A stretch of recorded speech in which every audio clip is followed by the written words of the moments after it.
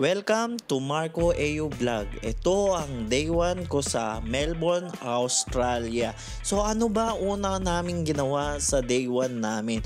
So unang-una syempre nag-check-in kami sa hotel. Pagka-check-in namin sa hotel, tara, gala na tayo.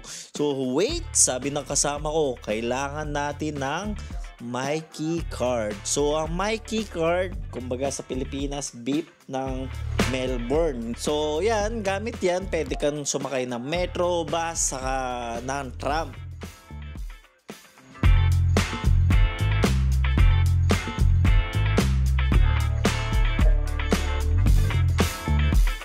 So ayan, pupunta kami sa beach. Itong beach na to, ito yung isa sa mga sikat dito sa Melbourne. Dapat may picture ka nito. Pag may picture ka dito, masasabi mo, galing siya sa Melbourne.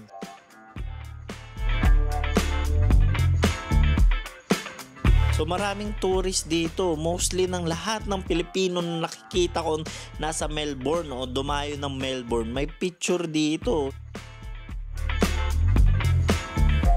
Tapos dito sa beach may mga ganito. Ano kaya to? Tubig lang siya. Transparent. Tapos malambot. So mahaba siya. Parang nasa 60 plus na ganyan. Dulo sa dulo.